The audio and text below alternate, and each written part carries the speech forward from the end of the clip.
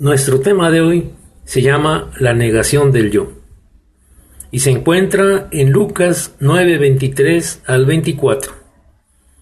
Y decía a todos: si alguno quiere venir en pos de mí, niéguese a sí mismo, tome su cruz cada día y sígame. Porque todo el que quiera salvar su vida, la perderá, y todo el que pierda su vida por causa de mí, éste la salvará.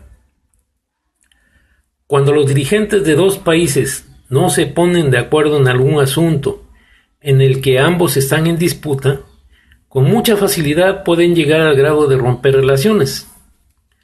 Estados Unidos y Rusia, por muchos años, tuvieron un desacuerdo, y ese desacuerdo llevó a lo que se le conoció como la Guerra Fría.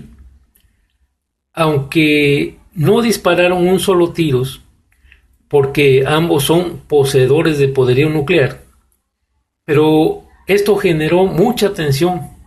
Había mucha tensión por el poderío que ellos tienen, ambos ambiciosos y con el deseo de controlar al mundo. Cuando una pareja está en la fase de noviazgo, si hay algunas cosas en las que no se logran poner de acuerdo, lo normal es que rompan su relación. Esto no implica ningún problema siempre y cuando no haya violencia de por medio. La siguiente fase pues es el matrimonio. Tristemente, hoy hay una gran cantidad de personas que se unieron en matrimonio, pero con la mentalidad de decirse a sí mismos: si no me va bien, me divorcio. El problema radica en que cuando nos casamos juramos amor eterno ante Dios. Haciendo esto, invalidamos nuestro juramento. No es cualquier cosa jurar ante Dios en vano. Por eso dice la palabra: ya no son dos, son una sola carne. Tenemos que tener mucho cuidado. Si juramos algo ante Dios es porque lo vamos a cumplir. En el versículo 23 vemos: decía a todos, si alguno quiere venir en pos de mí, niéguese a sí mismo, tome su cruz cada día y sígame. Yo aquí al respecto quiero hacer una observación.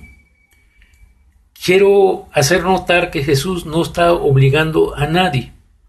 Él respeta el libre albedrío que Dios nos dio. Tenemos toda la libertad para escoger. Por eso dice aquí: el que quiera. El que quiera. Porque a fuerza ni siquiera la comida es buena. Por eso tenemos libertad para escoger. Por eso dice en Deuteronomio 30: he puesto delante de ti el bien y el mal, he puesto delante de ti la vida y la muerte, he puesto delante de ti la bendición y la maldición. Y luego dice: escoge. Posteriormente, en el versículo que estamos viendo, dice: venir en pos de mí, que explicándolo de una manera más sencilla diría de la siguiente manera: todo aquel que quiera venir conmigo tiene que negarse a sí mismo, tomar su cruz cada día y seguirme. Pero, ¿qué quiso decir Jesús con esto? En realidad, son poquitas las palabras que él usa, pero encierran un mensaje de algo que es sumamente difícil de llevar a cabo. Negarte a ti mismo es negar tu yo. Esto es, como lo dije, muy difícil. ¿Por qué? Hay un juguete que se llama yo-yo. Cuando jugamos con el yo-yo, nuestro dedo índice apunta hacia nosotros y cuando está subiendo y bajando, parece que nos está señalando y nos está diciendo yo y nada más yo. Ahora, en cuanto a ejemplo de negación, el máximo ejemplo que pueda haber habido es el ejemplo que Jesús nos dejó. Él se negó a sí mismo, se despojó de aquella gloria que tenía al lado del Padre, tomando la condición de siervo. Dice en Filipenses 2:4 al 8: no busquen su propio provecho, sino el de los demás. Haya en ustedes ese mismo sentir que hubo también en Cristo Jesús, el cual, siendo en forma de Dios, no estimó el ser igual a Dios como cosa a que aferrarse, sino que se despojó a sí mismo, tomando la forma de siervo y se hizo semejante a los hombres. Pero aún hallándose en la condición de hombre, se humilló a sí mismo, haciéndose obediente hasta la muerte, y muerte de cruz. En nosotros hay un problema muy grande. Los seres humanos por naturaleza somos egoístas, quizás unos más, otros menos, pero es algo que está dentro de nosotros. Por lo regular, nos gusta que nos alaben, que nos digan que somos excelentes personas, que nos digan qué bien te ves, si eres músico, qué bonito sentimos cuando nos dicen qué bonito tocas, cuando tenemos una mujer bonita, qué hermosa mujer tienes. Y pues bueno, que nos alaban que qué casa tan bonita, qué coche tan bonito, qué bonito hablamos, etcétera. Nos encanta que nos elogien. ¿Por qué? Porque somos egocéntricos. ¿Y qué quiere decir egocéntrico? Ego quiere decir valoración excesiva de uno mismo. Es decir, la valoración no la hace otra persona. Tú solo la haces. Por supuesto, cuando tú te evalúas, tú nunca vas a sacar un 5 o 6 de calificación. Siempre vas a sacar un 10, porque tú eres el que está haciendo la evaluación. Todo se centra a tu alrededor. Pero Jesús nos dice claramente, si quieres ser uno de los míos, ahora no vas a romper con los demás. El rompimiento va a ser contigo mismo. Y tú te empiezas a rascar la cabeza y te dices, creo que hable en serio. ¿Fue de tu agrado? Por supuesto que no. A nadie le cae en gracia que le digan una cosa como estas. ¿Cómo? ¿Ahora me tengo que negar a mí mismo? Pero resulta que esta es la condición. Podemos con mucha facilidad negar a cualquier persona, negar a todos los demás. Esto es algo cotidiano y rutinario y no nos cuesta ningún trabajo hacerlo. Pero lo que Jesús nos indica que tenemos que hacer, esto sí que cuesta trabajo. Anteriormente todo giraba a nuestro alrededor. Ahora va a ser al revés. Nosotros vamos a girar alrededor de los demás, alrededor de Cristo. Antes éramos esclavos de nosotros mismos. Queríamos que todos nos adularan, pero ahora pasamos a ser siervos de Cristo. La palabra siervo significa esclavo, pero eres esclavo porque tú y yo entendimos, porque decidimos serlo, porque sabemos que es lo mejor que podemos hacer. El control de mi vida y de tu vida ahora está en manos de Cristo, y vamos a llevar a cabo lo que Él nos enseña en esa bendita palabra. Antes éramos siervos del pecado, de nuestras pasiones, de los deseos de la carne. Y naturalmente los deseos de la carne tienen mucho que ver con la cuestión sexual. Pero quiero decirte una cosa, la carne no solamente es sexo. No, la carne también te pide de comer. ¿Cuántas personas hay con sobrepeso? Porque se sientan a comer y resulta que están satisfechos ya, pero como la comida está buena, estoy comiendo unos taquitos y ya me comí 10 tacos, pero como la comida está buena, le sigo metiendo y echándole más al estómago.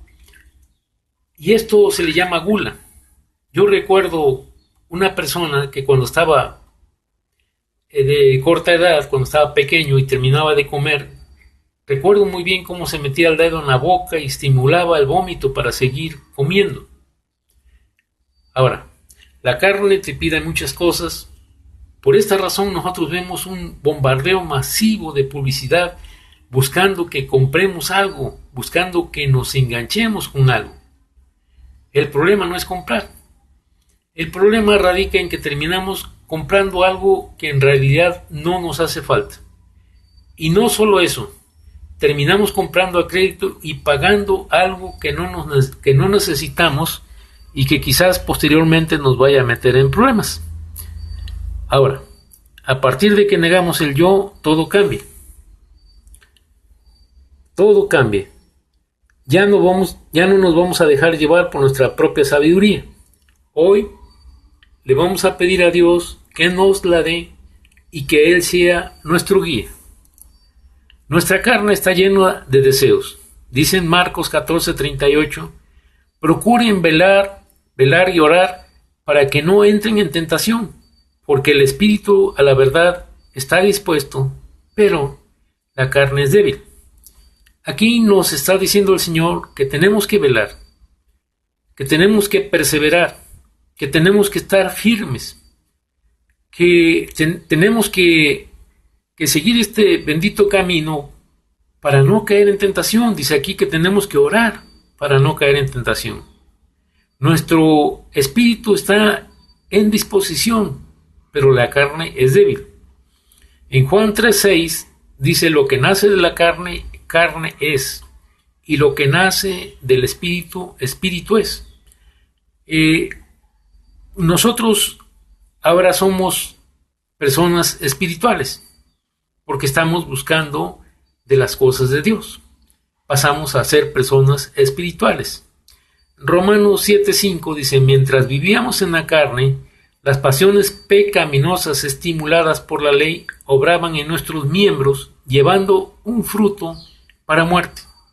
Imagínate, nosotros estamos metidos en la carne y en medio del pecado, y pecando, pecado tras pecado, pecando de una u otra manera, pero resulta que todo esto como consecuencia va a tener un fruto, y ese fruto va a ser nuestra muerte, que es nada menos que la separación de Dios. En Romanos 8:1-9 dice, ahora pues ninguna condenación hay para los que están en Cristo Jesús, los que no andan conforme a la carne, sino que andan conforme al Espíritu. Porque la ley del Espíritu de vida en Cristo Jesús me ha librado de la ley del pecado y de la muerte.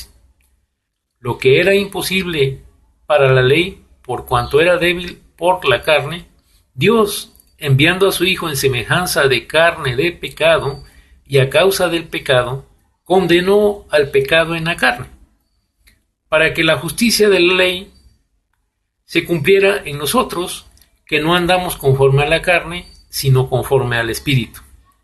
Los que son de la carne piensan en las cosas de la carne, pero los que son del Espíritu en las cosas del Espíritu. Ocuparse de la carne es muerte, pero ocuparse del Espíritu es vida y paz. Por cuanto los designios de la carne son enemistad contra Dios, porque no se sujetan a la ley de Dios, ni tampoco pueden. Los que viven según la carne no pueden agradar a Dios. Pero ustedes no viven según la carne, sino según el Espíritu, si es que el Espíritu de Dios está en ustedes. Y si alguno no tiene el Espíritu de Cristo, no es de él. Estamos hablando de la carne porque es precisamente lo que tenemos que negar. Nuestro yo ya se encuentra en la carne. Nos enseña muchas cosas acerca de la carne, pero dice de una manera tajante que el que vive para complacer la carne no puede ser agradable a Dios. Ninguna persona que viva para complacer su carne puede ser agradable y grato a Dios. Ahora, la ley del Espíritu de vida está en Cristo Jesús. La vida está en Cristo. ¿Por qué? Porque Él nos vino a librar del pecado y de la muerte. Esas personas que vivieron bajo la ley, era imposible que la cumplieran. Fue necesario que Dios enviara a su Hijo en semejanza de carne para que pudiera absolvernos de ese pecado que había en nosotros. Para que esa justicia de la ley se cumpliera en nosotros, dice aquí que nosotros no tenemos que andar conforme a la carne, nosotros hoy tenemos que andar conforme al Espíritu. La persona que aún está en el mundo piensa en las cosas de la carne, pero nosotros ya no estamos en este mundo físico, nosotros estamos buscando lo espiritual y por lo mismo nosotros estamos pensando en las cosas espirituales, porque sabemos que si nos ocupamos de la carne nosotros vamos a morir y no podremos llegar a la presencia de Dios. Es el ocuparse del Espíritu lo que nos va a dar vida y paz. Por cuanto los designios de la carne, dice aquí, son enemistad contra Dios, porque no se sujetan a la ley de Dios, ni pueden. No se pueden sujetar los designios de la carne a la ley de Dios, ni tampoco pueden. Y los que viven según la carne, imposible que puedan agradar a Dios. Pero hoy nosotros ya no debemos de vivir según la carne, sino según el Espíritu, porque es el que tiene que morar dentro de nosotros. Dice aquí en Tito 3:3 al 5, que nosotros también en otro tiempo éramos insensatos. Éramos insensatos, rebeldes, extraviados, esclavos de placeres y de deleites diversos. Vivíamos en malicia, en envidia, odiados y odiándonos unos a otros. Pero cuando se manifestó la bondad de Dios nuestro Salvador y su amor para con la humanidad, nos salvó, no por obras de justicia que nosotros hubiéramos hecho, sino por su misericordia, por el lavamiento de la regeneración y por la renovación en el Espíritu Santo. Vemos aquí en el versículo 3, como dice, que en otro tiempo éramos insensatos, rebeldes, extraviados, esclavos de placeres y de deleites diversos. Insensato es todo lo contrario a sensatez. Ahora, ¿qué es una persona sensata? Una persona sensata es una persona que tiene un buen juicio, que tiene prudencia, que es una persona madura en sus actos y decisiones. El insensato es todo lo contrario, no tiene buen criterio, no tiene buen juicio, no tiene prudencia, no es maduro, pero nosotros en Cristo podemos llegar a ser sensatos. Luego dice de las personas rebeldes. Una persona rebelde es una persona sumamente difícil de educar, de dirigir o controlar, porque no obedece a lo que se le manda. Hermanos, tan solo en el tiempo que llevamos de ser cristianos, nosotros muchos hemos sido rebeldes a aplicar la palabra en nuestras personas, porque sí nos gusta la palabra, nos gusta escucharla, nos gusta cantar, nos gustan muchas cosas, pero no la hemos aplicado al 100% como se debe de aplicar. Extraviados, dice aquí, una persona que está extraviada es una persona que está perdida en sí mismo, es una persona que tiene costumbres desordenadas y poco acordes a su condición. Entonces una persona que está extraviada está perdida en sí mismo. Luego dice en el versículo 3 que éramos esclavos de placeres y deleites diversos y que vivíamos en la malicia y en la envidia y nos odiábamos unos a otros. Observa cómo dice aquí que éramos esclavos de nosotros mismos, que es a lo que yo me estoy refiriendo. No eran esclavos de los demás. Esa esclavitud es la que antiguamente nos llevaba a cometer los pecados. Versículo 4, cuando se manifestó la bondad de Dios nuestro Salvador y su amor para con la humanidad. Vemos aquí que es por la misericordia de Dios y por su amor, que nosotros podemos tener un acceso a una vida eterna. Dice aquí en el versículo 5, nos salvó no por las obras de justicia que nosotros hubiéramos hecho, sino por su misericordia, por el lavamiento de la regeneración y por la renovación en el Espíritu Santo. Por eso, ese amor que Dios tiene nos da acceso a una salvación. Y no es porque nos la hayamos ganado, es por su misericordia la cual nos lava, nos limpia y nos regenera de todo tipo de pecado. Ahora, la regeneración del yo está ligada con otros mandamientos. Para no ampliarme mucho, voy a exponer únicamente dos. Mateo 18, 21 al 22. Se le acercó Pedro al Señor y le dijo, Señor, ¿hasta cuántas veces he de perdonar que mi hermano esté pecando contra mí? ¿Hasta 7? Jesús le dijo, no, te digo hasta 7, sino hasta 70 veces 7. O sea, aquí nos está diciendo que todo el tiempo tenemos que estar perdonando, que tenemos que ser personas de perdón. Aunque nos duela lo que nos han hecho, aunque nos haya herido, aunque nos sintamos mal, pero nosotros tenemos que tener la capacidad de perdonar. En Mateo 22, 36 al 39 le preguntan a Jesús que cuál es el gran mandamiento de la ley. Jesús les dijo: amarás al Señor tu Dios con todo tu corazón, con toda tu alma, con toda tu mente. Este es el primero y grande mandamiento. Y el segundo mandamiento es semejante: amarás a tu prójimo como a ti mismo. Ahora, la pregunta es: ¿de qué manera se encuentra ligado todo esto que acabamos de decir? Bueno, nosotros normalmente ni amamos ni perdonamos a los demás, porque no es algo que forme parte de nosotros, ni el amar a todos como a nosotros mismos. Tampoco forma parte de nosotros el perdón. Sin embargo, el primer paso que se tiene que dar para poderlo hacer es precisamente lo que estamos analizando aquí en esta porción. Tenemos que negar nuestro yo.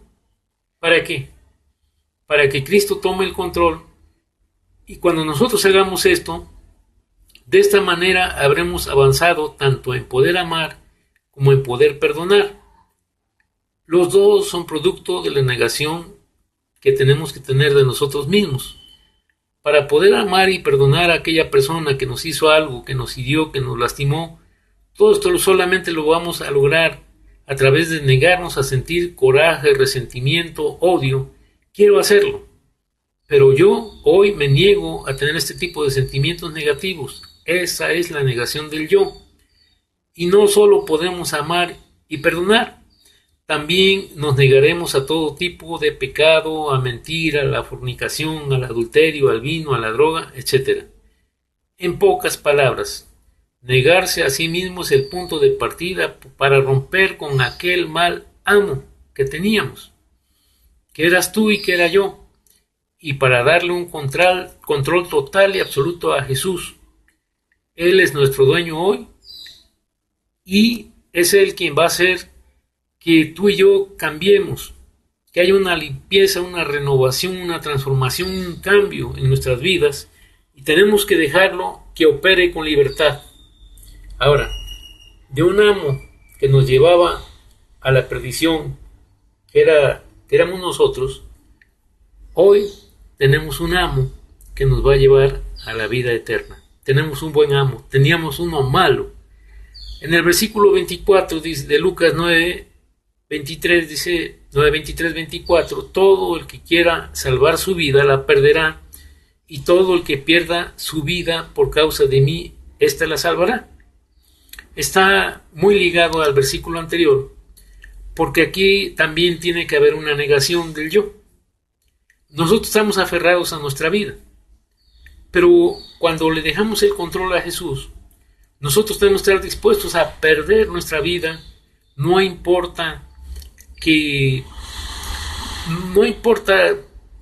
la razón por la que tengamos que perderla, pero si alguien nos quiere hacer que reneguemos de Cristo, nosotros tenemos que mantenernos firmes, diciendo que Cristo es nuestro Salvador, aunque perdamos la vida, porque de esta manera decir que todo el que pierda su vida por causa de mí, habrá hallado una vida eterna. En el 25 dice, ¿qué le aprovechará al hombre si gana todo el mundo y se destruye o se pierde a sí mismo? No sirve de nada. Ganarse el mundo y perdernos no sirve para nada. Entonces, pues todo esto que acabo de exponer no es fácil, pero es lo mejor que podemos hacer. La negación del yo, porque es precisamente lo que Dios quiere, lo que Jesús quiere y lo más conveniente para nosotros. Pues, amados hermanos, mi mejor deseo es que este mensaje haya sido de bendición para ustedes y que lo tomen en cuenta, porque es necesario, sumamente necesario, que nosotros no echemos en saco roto este mensaje, que es para edificación. Bendito sea el Señor, en el nombre de Jesús.